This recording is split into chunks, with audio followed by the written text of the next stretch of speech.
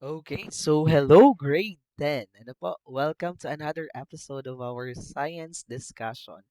I hope you're excited because today we will explore a very important topic in chemistry. Okay, acids, bases, and salts. Okay, so we will try to differentiate, their properties, okay, their characteristics. Okay, so through different activities.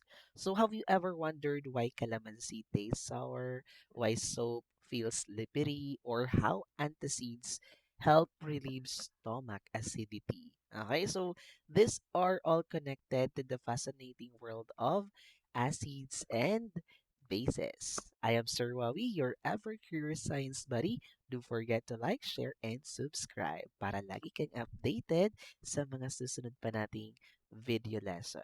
Alright, let's start. Okay, so like what I've said, our topic or second lesson in Science 10, Term 2 is about differentiating acid, bases, and salts. Okay. So for our learning competency, identify common acids, bases, and salts. Example, hydrochloric acid, sodium hydroxide, and saline solution using different indicators. Okay, so gagamit tayo later ng mga iba't ibang indicators to test if a particular substance is an example of acid, bases, and salts. So mas maganda siguro if yung teacher natin is makapag-prepare kahit isang indicator or maipakita natin sa mga bata how it turns like that. Okay, so that they can visually classify a particular substance if it is acid, base. Okay, so if it's neutral, so dapat kahit yung makabili man lamang tayo sa Shopee ng litmus paper, okay, parang mura lang naman po yun. So hopefully, or kung meron man sa school laboratory natin, mas maganda. Okay, so mas maganda siguro kung ipatry din natin sa mga bata isa-isa, hindi yung i-group lang natin sila. Ay, kasi may mga batang nahihiya lamang. Okay, so for our learning objectives, define acids, bases, and salts. Okay, differentiate acids, bases, and salts. Give examples of acids, bases, and salts. Explain the formation of acids, bases, and salts in water or aqueous solution. And then differentiate the different types of indicators. Okay, and identify the pH scale of a particular example of acidic solution, basic solution, or acidic or basic salt solution, and then use different indicators for the identification of common acids, bases, and salts. Okay, so ang pinaka-highlight lang naman dito mga anak para hindi kayo malito dun sa learning objective is that we will try first to discuss or differentiate the acid, bases, and salts. And I know that you are already familiar about these words because it is already introduced to you when you are in grade 7. Ang layo, ano? Ang layo nung jump. Okay, actually, yung pinaka-discussion pa nito ng matatag is nung grade 7 pa. So, ang layo. Okay, hindi na rin siya na-recall sa 8 and 9. Okay, so anyway, still you have an idea about what acid or bases and salt is. So for our pre-activity, the first question is, what do the substances have in common or different? So yung nakikita natin, we have a lemon, a soap, a vinegar, and the water. So I know that you are familiar about these substances. Ano, yung binigay ko lang talagang mga substances is yung familiar kayo and then yung makaka-relate talaga kayo actually. Okay. So what do these substances have in common? Ayan, so you have to observe, 'di ba?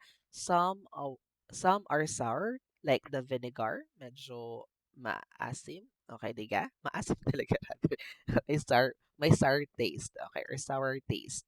Like the vinegar and the calamansi. And then some feel slippery. Ano yung slippery dyan? Yung soap. Medyo malandas, madulas, malandas. Yung malandas na term pala is ang Batangan.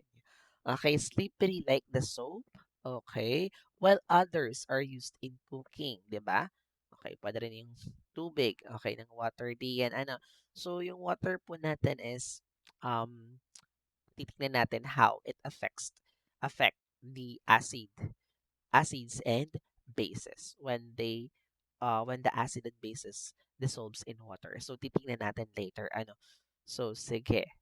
So for our very first activity or activity number one, classify me. Identify whether a substance is an acid, base, or salt based on its properties and descriptions.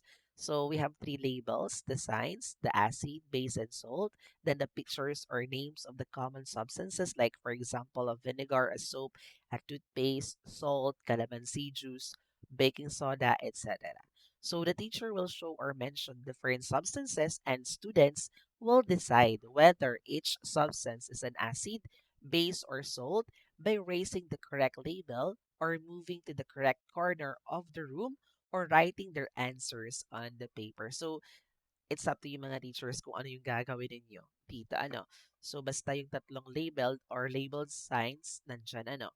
So classify me how to do the activity. So prepare three labels or corners in the classroom labeled acid, base, and salt. Show students a picture or word or sample substance. Give students 5 to 10 seconds to think. Students raise the correct label, write the answer, or move to the matching corner. And then for number 5, ask a few students to explain their answers briefly. And then for number 6, reveal the correct answer and give a short explanation. Okay. So, definition of acids, bases, and salts. So, what do you mean by the word acids nga ulit in your grade 7 lesson? Ano yung naaalala natin about acids? Okay, so acids produced hydrogen ions or H plus in water. Okay, so nakaka-produce siya ng hydrogen ions when it is dissolved in water. Bases produce ano yun na yung ating bases? Ano yung napoproduce niya? OH or hydroxide. Ano? Okay, hydroxide ions in water. Okay. Okay, excuse me po.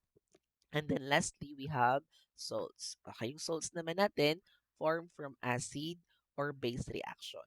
Okay, when there is a chemical reaction when between acid and base, a salts will be possibly formed. Okay, so yun po yung kanilang mga definitions. Ano? So sige, do you have any question? Okay, ayan. So ayan. So classify me. Okay, what about this one? The first substance we have salt. What's that? Is it acid, basis, and or salt? Of course, it's salt na po ano. So why? So table salt or salt is formed from the reaction of hydrochloric acid and sodium hydroxide. Okay. So yung ating sodium hydrochloric acid is an example of acid, of course, and sodium hydroxide is an example of base. So sabi ko nga kanina sa inyo on the definition, when an acid and base reacts, okay, it can form salt. Okay, nakaka-form ng salt. Okay, so remember, salt is from the reaction of an acidic substance rather, and another base substance. Okay, so what about this one? Calamansi juice. Okay, so calamansi juice is an example of acid. So calamansi contains citric acid. It contains citric acids or acid which makes it sour. Okay, so medyo acid. Ano, yun yung unique characteristics ng mga acid. Tatandaan natin, sour. But it doesn't mean na sour, magiging curious tayo. Hindi kasi lahat ng mga acid substances pwede nating tikman. Ano? Okay. So, hindi basta-basta. Basta remember, one of the common characteristics of acids, it has sour taste. Okay? Next, what about this one? We have baking soda. Ano naman po yung ating baking soda? Ano? So, baking soda is, ano kaya siya? Correct. It's a base. Ano po? So, baking soda is a base. Okay, and commonly used to neutralize acids and reduce odor. Actually, yung ating baking soda, ginagamit siya um, para neutralize yung mga acid substances, and it can also help relieve acidity. Okay, ano po? Okay, yung ating baking soda pwede rin gamitin. So, kasi siya ay base. Okay, kasi yung base natin, siya lang yung pwedeng makapag-neutralize, okay, sa acid substance or kaya niyang man-neutralize rather ang mga acid substances. Okay, next. Ayan, vinegar. So we have a vinegar here. It's an acid. Bakit siya acid? So vinegar contains acetic acid which gives it a sour taste, okay? Or meron din siyang konting smell. Ano, may odor. Okay, yung ating vinegar. Okay, so that's why it is considered as acid. Okay, but 'di ba yung odor nga yung sinasabi yung odor and yung characteristics or properties ng acid pwede siyang ma-neutralize ng base. Okay, or base substances. Okay. What about toothpaste? So toothpaste, okay, is a slightly basic. Okay, and then it's helped to neutralize acids in the mouth and protect the teeth. So yung ating toothpaste mga anak, it helps to neutralize acids in the mouth. Okay, saan po ba nanggagaling yung mga acids sa mouth? So yung mga acids na nasa mouth, it is produced by some bacteria present in your mouth. Okay, and para ma-neutralize yung mga acids na yon, okay, meron tayong toothpaste. Okay, toothpaste, but this um this substance still protect our teeth from cavities. Okay, so next, for our generalization, acids produce hydrogen ions in water and usually taste sour. Okay, examples are vinegar and calamansi juice because they contain acids that give a sour taste. Okay, bases. So, ang bases naman, pag nade-dissolve siya sa water, it produce hydroxide ions, okay, and often feels slippery, okay, or bitter. Okay, yun po yung na-form ng bases when it dissolves in water, hydroxide ions. Okay, toothpaste and baking soda are bases because they help neutralize acids. Okay, what do you mean by neutralize or neutralization? Pag nangyayari, neutralization is an example of chemical reaction actually mga anak, which we discussed, okay, in week number 1 ano, or lesson 1. So, neutralization is an example of chemical reaction between acid and base wherein both substances cancel each other. Nakakancel nila yung dalawa. And when they react, okay, when they react, they can produce what again? They can produce salt and water. Okay, it's not salt alone, but it can also produce water. Okay. So salts are formed when an acid reacts with a base. Tama yun. Table salt is a common example used in food. One of the example of product, okay, of a chemical reaction between base and acid is the table salt. Okay, so titingnan natin later kung paano ba na-form yung table salt na yan. So for our activity number 2, litmus challenge, describe the characteristics of acids, bases, and salts based on taste or feel and their effect on litmus paper. So meron tayong mga substance cards or pictures, the vinegar, soap, salt, water, calamansi juice, detergent, baking soda, and many more. So red and blue paper strips, okay, to represent litmus paper, and then activity chart or table. So for instructions, students will analyze different substances and identify whether they are acids, bases, or salts by matching their characteristics and predicting the effect on litmus paper. Okay, so meron tayong litmus challenge dito. So acids usually taste sour. Okay, tatandaan natin ano, sour and turn blue litmus paper to red. Tatandaan natin mga anak. So, ipapakita naman ni teacher kung ano yung tinatawag nating litmus paper. Okay, so meron tayong color blue and color red na litmus paper. So, doon sa ating ipapakita, pag yung blue litmus paper mga anak ay nag-change ng color at naging red, it is acid. Okay, or acids. Pag yun namang litmus paper na red ang color, ay nag-turn sa color blue, it is base. Tatandaan natin, base is often taste bitter or feel slippery, medyo madulas, or soapy. And turn red litmus paper to blue. Okay, salts are usually neutral and do not change the color of litmus paper. Hindi nagbabago sa salt yung color ng litmus paper. Okay, ayan. So, how to do the activity? Ito yung sinasabi ko, dapat din may material si teacher. Ito lang naman yung pwede nating i-provide at least. At least. Okay. Divide the class into small groups. So, give each group substance cards and or sample names. Let students discuss the characteristics of each substance.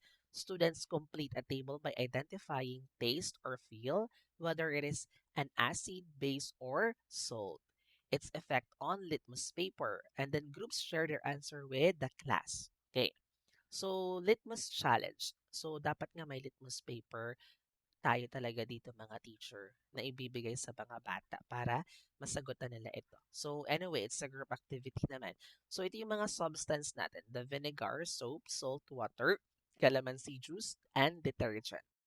So let's start with the characteristics or characteristic. Ito yung mga possible na pasagutan ninyo sa bata. So ano yung characteristic ng vinegar? Okay, it has a sour taste. Okay, sour taste. Classification, it's an acid. Okay, and effect on litmus, yung blue litmus paper naging red.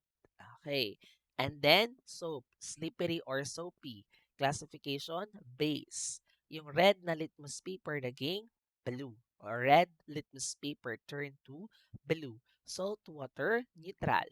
Okay, salt, it's an example of salt. No change. Okay, and then calamansi juice, sour taste or sour. Classification, acid. Effect on litmus, blue litmus paper turns to red. And detergent, correct, bitter or soapy. Classification, base. Effect on litmus, red to blue. Okay, it's red to blue where red litmus turns to blue. Okay. So for our activity number 3, example hand. Okay, so alam niyo na mga anak kung paano yung gumagana yung litmus paper natin. Pag nag-change yung color, pag yung blue litmus paper naging red, it's an acid. Okay, pag yung ating red litmus paper naging blue, it's a base. Okay, so for our objective in the third activity, classify common substances as acids, bases, or salts using given examples. So for materials, flashcards or pictures of substances, three labeled boxes or columns, acids, bases, and salts. We have also a worksheet or mini whiteboard. So students will sort different substances into the correct category, whether it's an acid, a base, or a salt, based on the examples and properties discussed in class.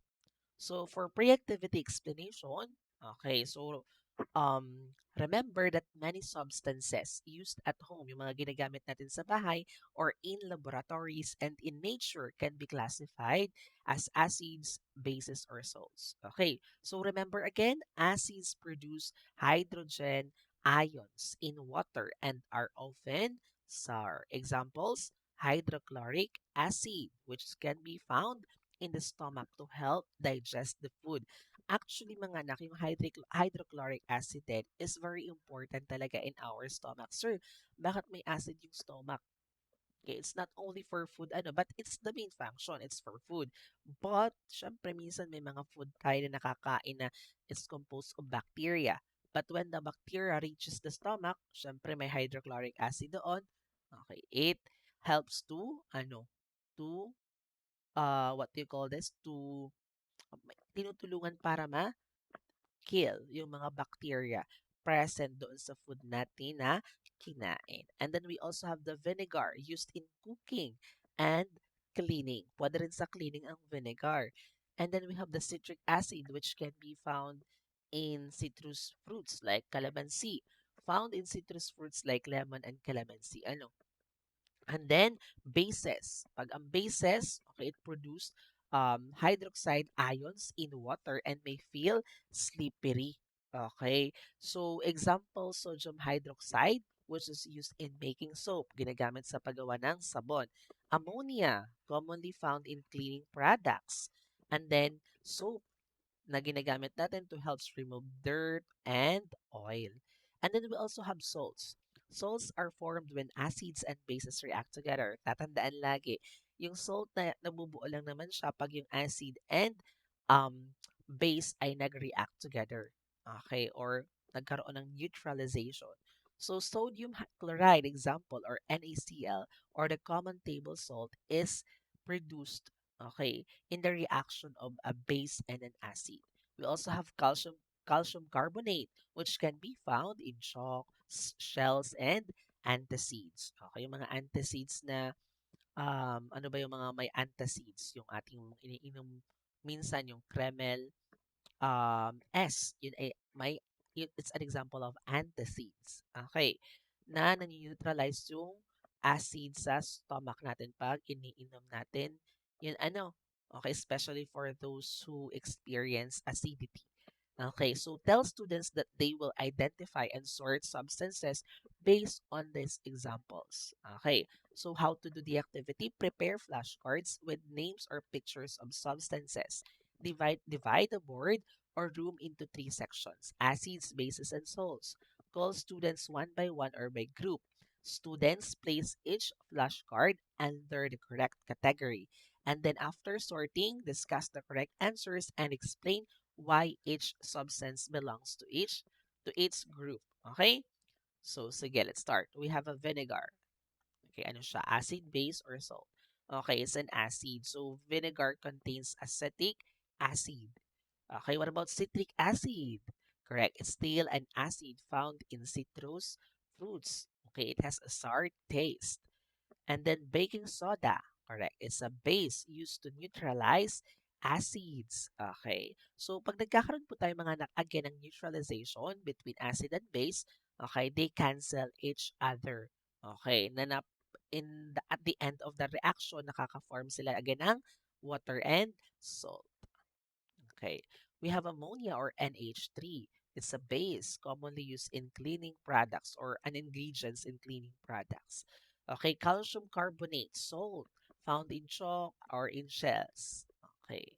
So we are done in that. Activity number 4, mix and match. Neutralization reaction. So explain how acids, bases, and salts behave in water and describe how salts are formed through neutralization.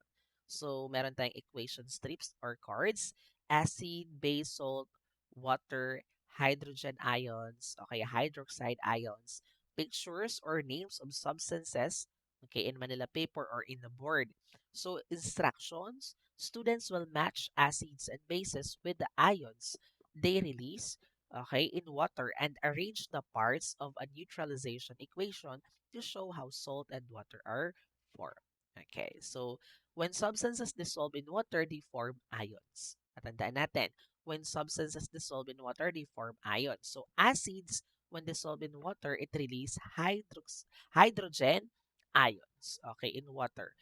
Hydrochloric acid releases hydrogen ions. Base release hydroxide ions in water. Okay, so sodium hydroxide releases hydroxide ions. When an acid and a base react together, a neutralization reaction happens. Okay, pag nag-react nga yung dalawa, anong form? Salt. Okay.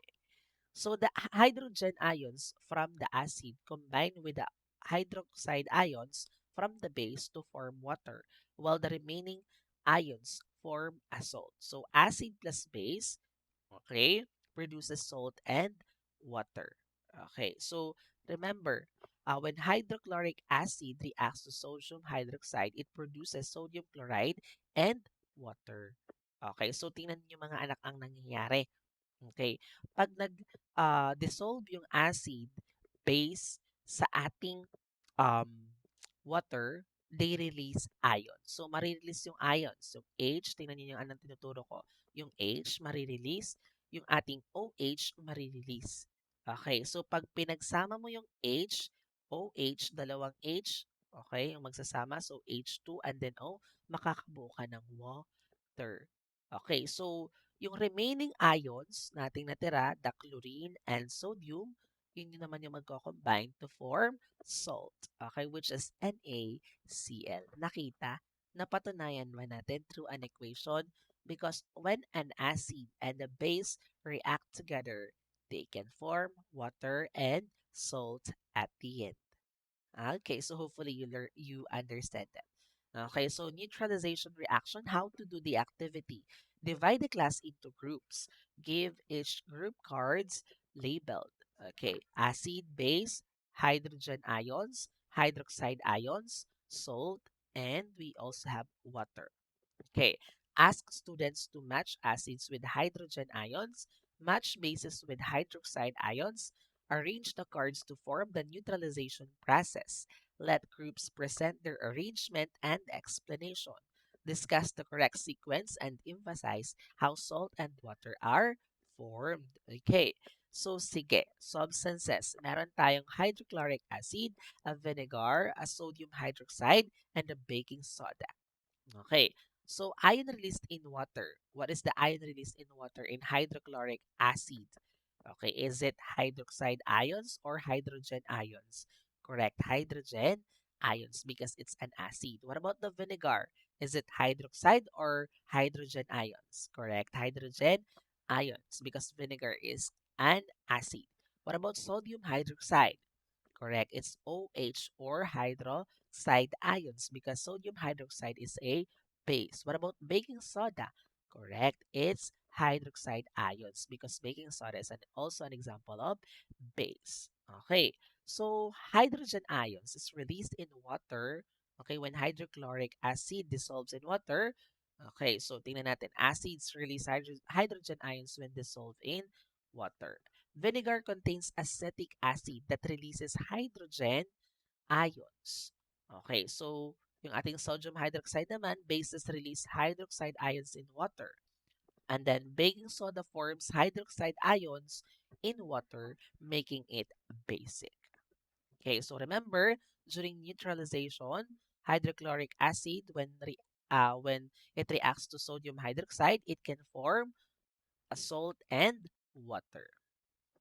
Okay, so indicator detective for activity number 5. Identify the different types of indicators. Okay, used to test acids and bases. Meron tayong mga iba't ibang indicators na ginagamit para matest natin if a substance talaga is an acid or a base or a salt. Okay, hindi lang tayo nakadepende in a specific characteristics. Marami tayong ginagamit na indicators. We have sa materials naman, okay, pictures or samples, okay, or of indicators, indicator name cards, classification chart, or table. So students will classify different indicators as natural, synthetic, or universal indicators and identify their uses in testing substances. So let's first discuss the different indicators. Okay, so indicators are substances used to determine whether a solution is acidic or a basic by changing color. So yung mga indicators na to, ginagamit natin para malaman kung ang substance ay acid or base depending on the change on their color. Nagbabago yung color. So ibig sabihin yung ginamit pala kanina natin, sir, na litmus paper is an indicator? Yes. Okay. It's an indicator. So we have three types of indicator. First type is the natural indicators. So, pag sinabi nating natural indicators from the word itself, these indicators come from plants or natural materials. Ito'y galing sa mga halaman or natural materials. One of the example is the red cabbage juice. So, yung ating red cabbage juice, it changes color depending on the acidity or basicity of a substance. Nagbabago yung color ng red cabbage juice depende kung ito'y acidic or basic substance. Okay. We also have synthetic indicators. Pag sinabi nating synthetic from the word itself, these are man-made indicators and then commonly used in laboratories. Mostly sa laboratories naman ito ginagamit. An example of synthetic indicators yung ginamit nyo kanina, the litmus paper. We also have the phenolphthalein, okay, methyl orange. Okay, so those are example of synthetic indicators or gawa natin or man-made. They change color when placed in acids or bases. Nagbabago yung color nila. Okay, so titingnan natin. Kanina, okay, yung red natin na litmus paper nagiging blue kapag basic. Pag blue naman to red, it's acid or acidic. Ano? So, sige. Next. So, another type, we also have universal indicators. indicator. So a universal indicator shows a range of colors to identify the pH level of a substance from acidic to basic.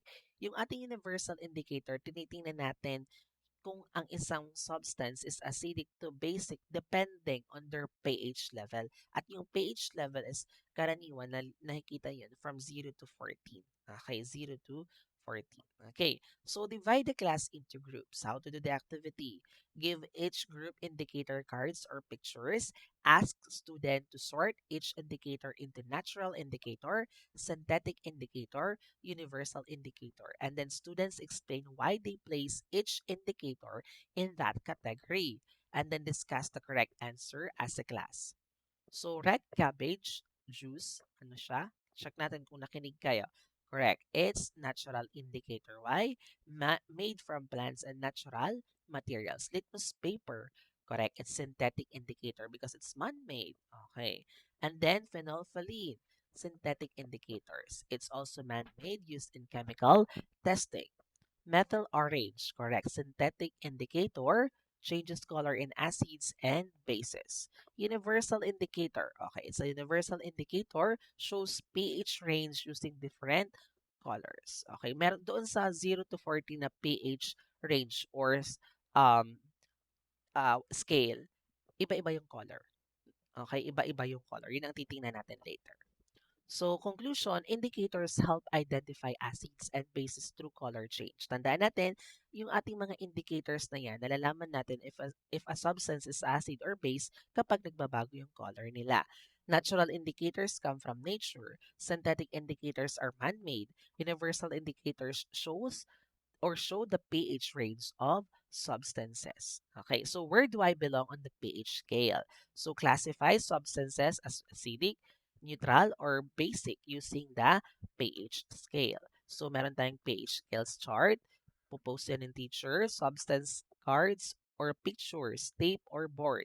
So student will place different substances on the correct part of the pH scale based on whether they are acidic, neutral, or basic. So tatandaan natin, the pH scale measures how acidic or basic a substance is. 0 to 6, it's acidic. 7 is neutral. 8 to 14 is basic. Tatandaan natin ha. Pag acidic, meron siyang pH level na 0 to 6. Neutral, 7. Basic is 8 to 14. Okay, so this is an example of pH scale. Pag 0 to 6, it's acidic. Pag 7, it's neutral. Pag 8 to 14, it's basic. Okay? Tara na, basic na lang to, hindi na alkali. Okay. So, the lower the pH, the more acidic the substance. Pagbaba ng pH, pagiging acidic ng substance. And the higher the pH, the more basic it is. So, lemon juice is acidic. Pure water is neutral. Soap is basic. Okay. So, how to do the activity? Draw or display a large pH scale from 0 to 14. Give students. Ipopost na lang to mga ma'am and sir. Ayan. And then, palitan nyo na lang yung alkali ng basic or base. Ayan. Give students substance cards or pictures. Ask students to place each substance on the correct part of the pH scale. Let students explain why they choose that position and discuss the correct answers as a class. So, substance. We have a lemon. pH classification. Correct. It's acidic. pH range, 0 to 6. Vinegar, kasi nga ang acidic ay 0 to 6. Vinegar is acidic, pH range, 0 to 6. Pure water is neutral, pH range, 7. Baking soda, okay, it's basic. Okay, pH range, 8 to 14. Okay, so palitan natin yun. Hindi ko na palitan. Ayan, it's pH range. Okay, here. Bakit Y ang nandun? Ayan, pH range. Okay. It's 8 to 14. So, basic. pH range, 8 to 14. Okay, so the pH scale ranges from 0 to 14. Acids have a lower pH values and bases have higher pH values. Okay, so test the unknown. Use different indicators to identify whether a substance is acidic, basic, or neutral. So we also have pictures or samples of substances. Okay, red and blue litmus paper or litmus paper strips, the phenolphthalein color guide, Okay, universal indicator, color chart, and activity worksheet. Students will observe the color changes produced by the different indicators and determine whether the substance is acidic, basic, or neutral. Okay, so indicators help scientists to identify whether a substance is an acid, base, or neutral solution through color changes. So in litmus paper test, nagawa nyo na to kanina, blue litmus paper turns red, it's an acid. Red litmus paper turns blue, it's a base. Neutral substances show little or no change. Okay. So, phenolphthalein test. Sa phenolphthalein test naman, okay, remains colorless in acids and neutral substances. Colorless, walang colorless. And then pag ito naman ay base, turns pink pag base. Okay. Ayan. So, universal indicator. The universal indicator show different colors depending on the pH of the substances. So, general color guide. Okay, dun sa atin, balikan natin dun sa ating pH scale. Tingnan natin yung acidic. Okay, naging red siya. Okay, nagbabago yung color hanggang sa 6. Pag neutral, green. And then pag basic, okay, blue to purple, ano. Okay, so yun po, yung pagbabago. Dito naman, tingnan natin sa ating universal. Okay, universal indicator chart. Pag red to orange, acidic. Green, neutral. Blue to purple, basic. Para din siyang pH. Ano? Okay, and then how to do the activity? Divide the class into small groups. Give each group sample observation or indicator result cards. Students analyze the color changes.